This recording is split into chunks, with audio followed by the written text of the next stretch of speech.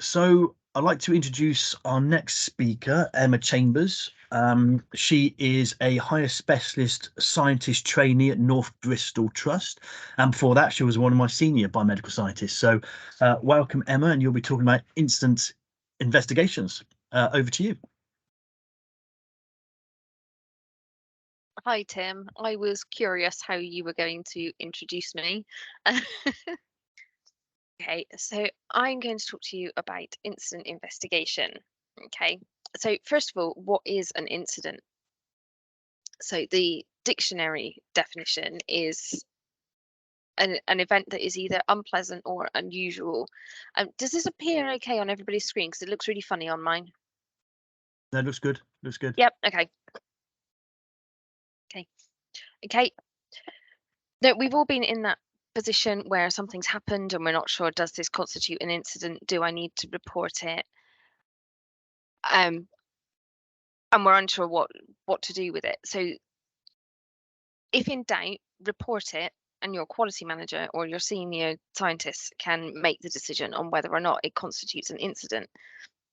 Incident reporting is a sign that your quality management system is healthy and you've got a good reporting culture and people feel comfortable to report incidents knowing that they won't get blame.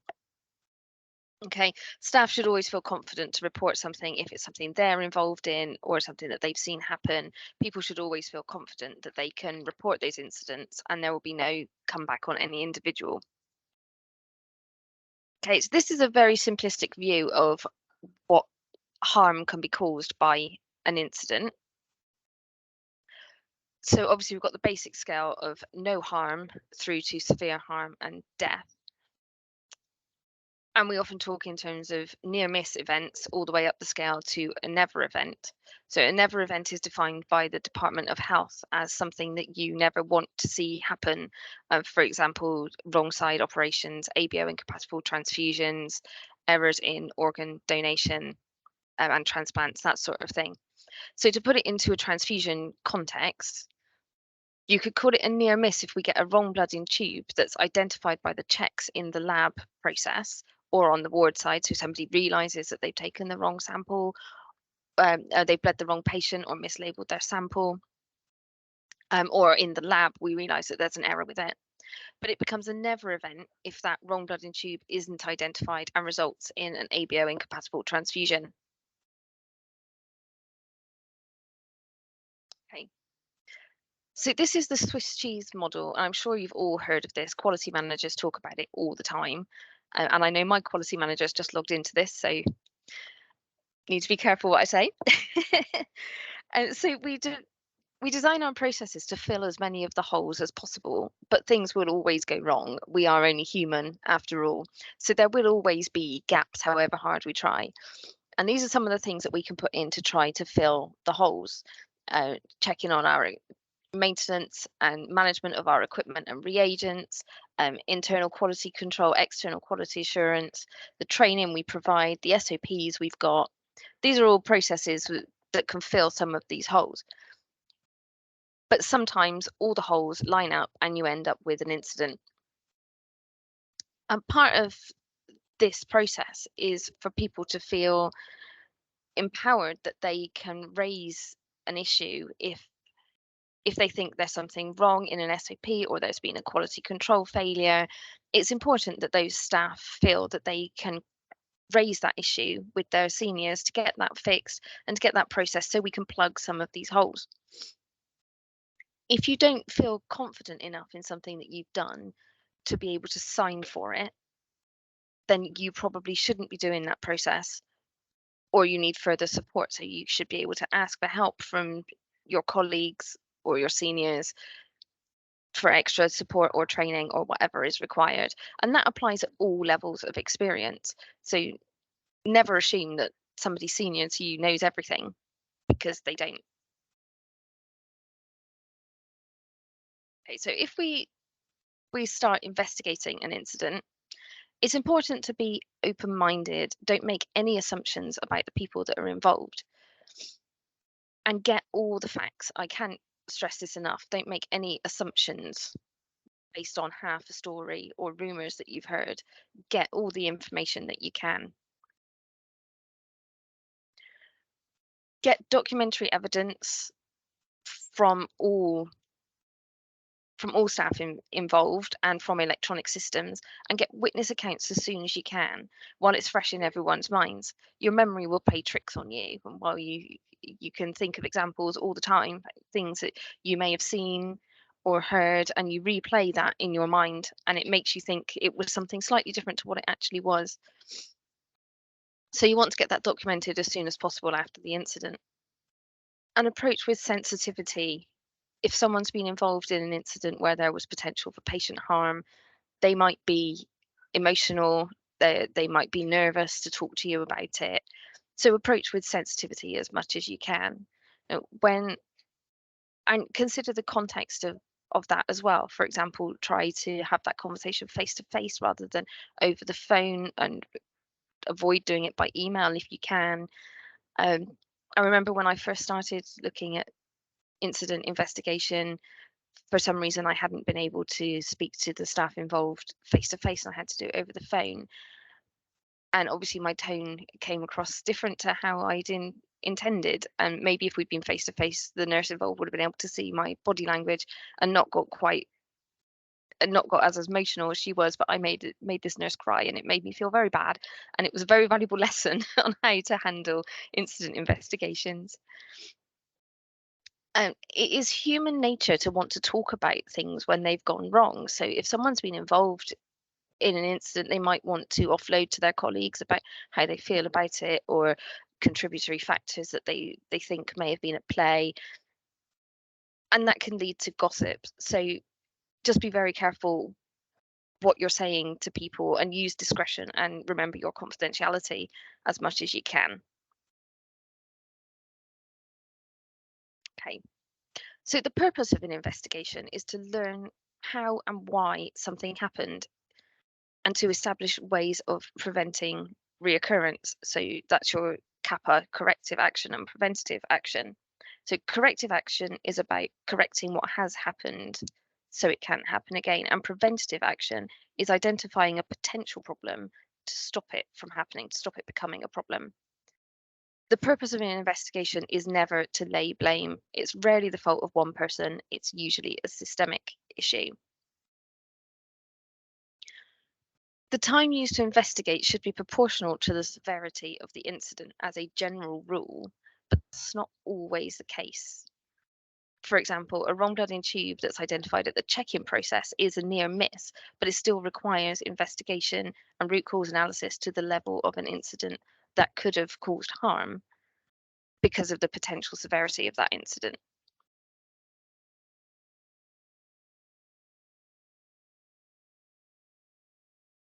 So when we're investigating an incident, we want to get to the root cause. So we do root cause analysis, which is a structured investigation, and the aim to identify the true causes of a problem. There's rarely just one cause. This is the information gathering stage of the investigation, and we commonly use the 5 whys and fishbone methods. Okay, so here's an example of an incident that we use the 5 whys to identify the problems. Okay, so a BMS has put some units of cryo in the fridge. They've already been thawed, so they should be at room temperature. Okay, so why did this happen? The staff member involved identified that this had realised what he'd done, and thawed more units before the patient needed them. So there was no harm, so it's a near miss. And he was on autopilot. Why was he on autopilot? Because he was under pressure. What caused him to be under pressure is that he had 2 hemorrhage calls ongoing, and he was the only BMS. The other patient had just had some FFP, so his brain was thinking about FFP, not thinking about cryo. He had no one to call on because we were on skeleton staff, and the other BMS was on the break, and it was out of hours. Now I appreciate that a lot of hospitals don't have 2 BMSs in haematology/transfusion overnight, so I appreciate that we're quite lucky there. So he could potentially have called that other person, but they'd had a really busy shift and felt that the other person needed their break, which is fair enough because we do. So the point is he wrote a statement at the end of his shift saying what had happened and the contributory factors that he thought were involved. And the root cause was human error because he was under pressure. And Julie's going to talk some more about the human factors in the next talk. Okay, so another method we can use is fishbone, which is for more complicated incidents with different factors at play. So this is just an example, and it's quite a busy example. So these are just a guide of the categories that you would need to look at, and you won't necessarily have 2 parts in each bone. There might be more, there might be less. So again, here's another worked example where I've obviously made a mistake with my animations here. And so this is a case where a patient was pregnant and was severely anemic and needed a blood transfusion, but she was given non-CMV neg red cells. Okay, so one of the categories of the error here was communication. There was no indication on the request form that she was pregnant. Okay, and that was partly because of training and awareness. The patient was on a medical ward, not obstetrics. If she'd been on obstetrics, that would have given the lab staff a clue that she might be pregnant, and we could have made some phone calls to check. But she was on a medical ward, and the staff on that ward were unaware of the requirement for CMV negative because they don't manage pregnant patients very often. Okay, and in the systems category, there's no mechanism on the limbs for temporary special requirements. So we knew this patient was known to our trust and we'd had her booking bloods. So we knew that she was pregnant. It just there isn't a way of recording that as a temporary special requirement on the system. Okay, so there, as you can see there were more factors playing into that, why that incident happened. Okay, so we can work through an example of an incident. I don't think that's showing up very well, but this is a blood track alert that shows that there's a wristband and compatibility label mismatch. So this is telling us that the unit that's at this patient's bedside is labeled for a different patient. So the first thing we're going to do is contact the ward and get them to stop what they're doing. You don't want them to continue with that transfusion. And get that unit back into the fridge if it's safe to do so. So if the unit hasn't been pierced yet, that can go back in the fridge. The blood track system will then quarantine that unit so no one else can access it. Okay. And you want to check that there are safe and appropriate units available for that patient as your first action. So if this patient is in need of transfusion, we need to make sure that there are safe and suitable units out there for them. And refer the investigation to the most relevant person, which generally speaking would be your transfusion practitioner. Okay. So the first thing you want to do is speak to the staff on the ward and ask them to describe what they did. So think about how you pose that question. If you walk up to somebody and say, "Did you check this patient's name?" They're going to say yes. So it's better if you can ask it as an open question. Tell me how you checked this patient's identity. Describe the steps you take in confirming the correct patient. And we don't want to assume that this was an error at the ward side. We need to physically check that unit as well and make sure that that unit was labelled for the correct patient. Okay, and speak to the other staff that are in the process, so the porters and the lab, and work through all the steps that that unit's been through, see if we can identify where it's gone wrong. And get documentary evidence if you can from electronic systems, notes, witness statements if necessary. Okay, so there's that famous quote that the MHRA use about if it's not written down, it's a rumor, and if it's not signed, it's graffiti. That's one of my favorite quotes. I live my life by this quote. It drives people mad.